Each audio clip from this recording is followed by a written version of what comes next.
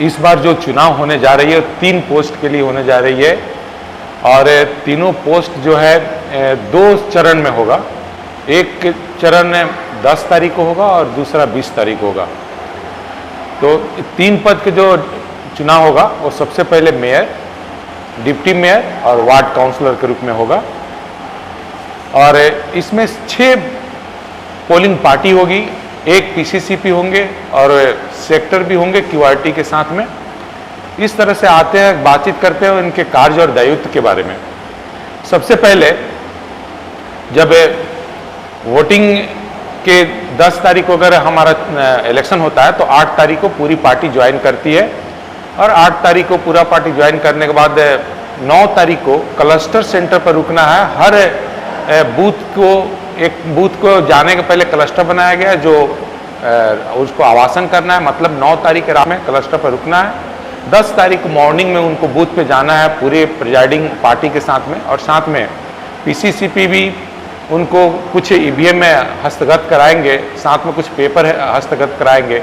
जैसे 3 पद के लिए हो रहा है तो 3 सीयू और बीयू मिनिमम 3, 4 भी हो सकता है, 5 भी हो सकता है। जैसे 16 से ज़्यादा अगर उम्मीदवार खड़ा होंगे तो उस पद के लिए 1 से ज़्यादा दूसरा बैलेट यूनिट लगाई जाती है। 32 होंगे तो 33 हो जाएंगे तो 3 बैलेट यूनिट लगाई जाएगी। इसके तहत जो है पीठासीन पदाधिकारी को पीसीसीपी हस्तगत कराते हैं पोल डे के रियल पोल टाइम के 2 आवर्स पहले। पीठासीन पदाधिकारी 1.5 घंटा पूर्व में इंतजार करते हैं एजेंट का। एजेंट अगर आते हैं, अगर रियल पोल टाइम 7 बजे है तो 1.5 घंटा पूर्व यानी 5:30 से मॉक पोल करना है। अगर एजेंट आते हैं तो मोस्ट वेलकम, नहीं आते पीठासीन पदाधिकारी अपने पूरी पार्टी के साथ में मॉक पोल कराना शुरू करेंगे। और जब 5:30, 5:30, 5:35, 5:40, 5:50 जैसे ही एजेंट आएंगे उसी समय उनको हम नियुक्त कर लेंगे और उसमें पूरा शामिल कर लेंगे मॉक पोल में। सभी के पक्ष में एक मॉक पोल करना है, लेकिन मॉक पोल करते समय एक सावधानी बरतना है कि जैसे हम रियल पोल के लिए हम अपने सीयू और बीयू को जैसे हम जहां रखेंगे, जैसे बैलेट यूनिट को मतदान प्रकोष्ठ में रखना है तो मतदान प्रकोष्ठ में रखना है। कंट्रोल यूनिट का जिससे प्रभारी वार्ड काउंसलर के लिए P3A होंगे और P3B डिप्टी मेयर और मेयर के लिए सीयू का प्रभारी होंगे। और इस तरह से करके हम लोग मॉक पोल शुरू करेंगे। मॉक पोल पूरा होने के बाद सभी के पक्ष में एक हम लोग CRC करते हैं, क्लोज करते हैं और रिजल्ट है, रिजल्ट देखते हैं। साथ में मैनुअली P1 लिखते भी है कि इसके पक्ष में हम कितना दिए, सबके पक्ष में 1 देना है। और इसको करके हम लोग देख लेते हैं कि ऐसे ही वोट जैसे हम दिए वैसे ही डिस्प्ले किया रिजल्ट में। और ये जब मैच कर जाता है तो फिर हम लोग उसको क्लियर करते हैं, पूरे डाटा को हम लोग हटा देते हैं और तब हम लोग सीलिंग प्रोसेस में जाते हैं। और सीलिंग प्रोसेस में सबसे पहले हम पेपर सील लगाते हैं। पेपर सील लगाने के बाद हम स्पेशल टैग लगाते हैं। उसके बाद हम लोग एड्रेस टैग लगाने के बाद हम स्टेप सील से उसको कवर करते हैं और साथ में क्लोज के लिए जो रबड़ फ्लॉप है उसको हम लोग हटा के उसके नीचे में हम लोग पेपर सील स्टेप सील से सील करते हैं। और फिर 7 बजता है तो 7 बजे हम एक बार फिर से टोटल दबा के देख लेते हैं कि मॉक पोल का मेरा डाटा शून्य हो गया है ना, यानी टोटल वोट 0 हो गया है। तब तो हम रियल पोल शुरू करते हैं 7 बजे से।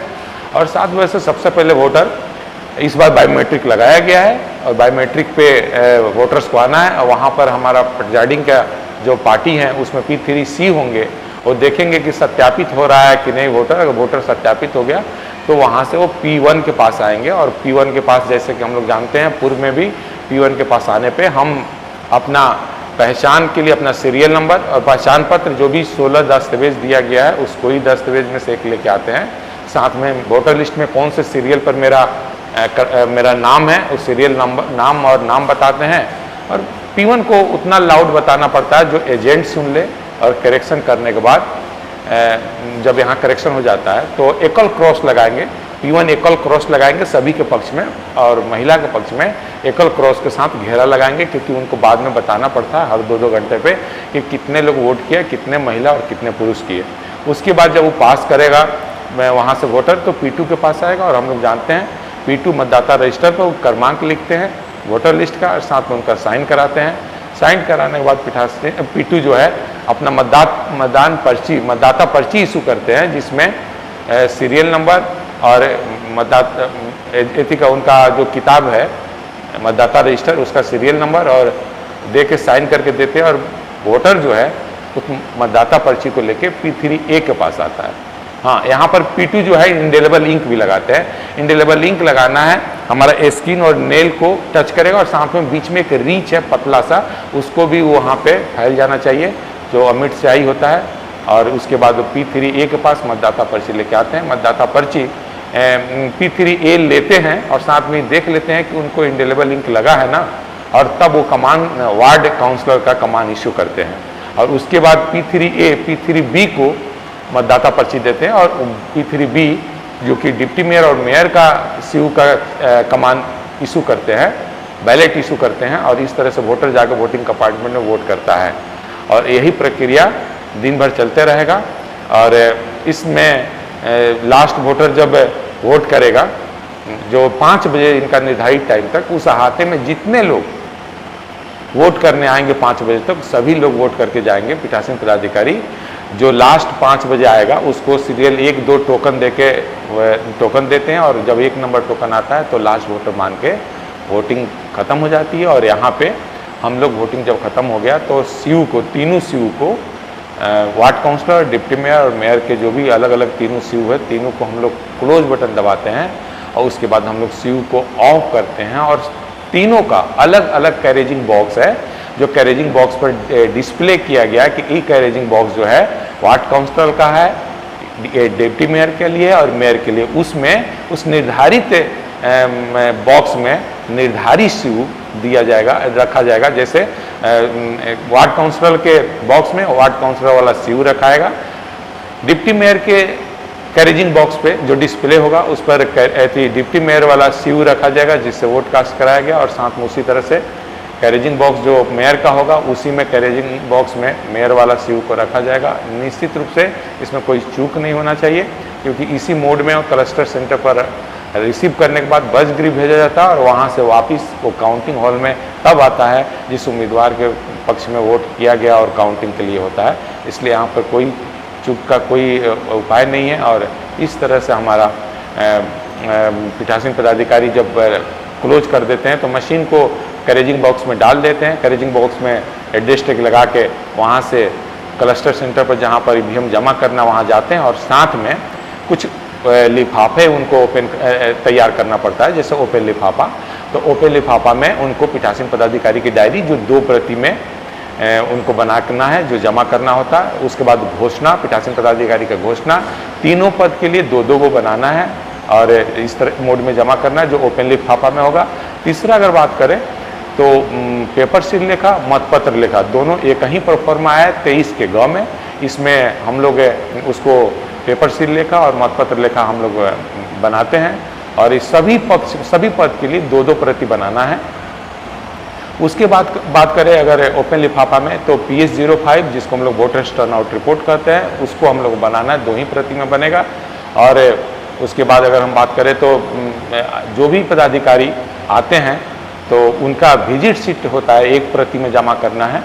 और उसके बाद अगर चालान की जो 3 प्रति है, जो तीनों समरूप होगा, ये जो हम बाद में देंगे, जब हम ओपन लिफाफा दे देंगे तो एस्टूचरी मांगा जाता है क्लस्टर सेंटर पे, और एस्टूचरी पैकेट जो अलग अलग पैकेट सील करके बड़े लिफाफा में हम लोग सील करते हैं। जैसे उसमें अगर हम लोग बातचीत करें तो सबसे पहले P1 जो दिन भर चिन्हित किए हैं मतदाता वोटर लिस्ट, उसको एक में डाला जाता है। दूसरा में P2 जो दिन भर अपना बुक्स पे जो लिखे हैं, मतदाता रजिस्टर पर जो लिखे हैं, उसको डाला जाता है। तीसरा में P2 द्वारा काटा गया मतदान पर्ची जो है, तीसरा लिफाफा में मतदान पर्ची जो यूज किया हुआ मतदान पर्ची को हम लोग डालते हैं।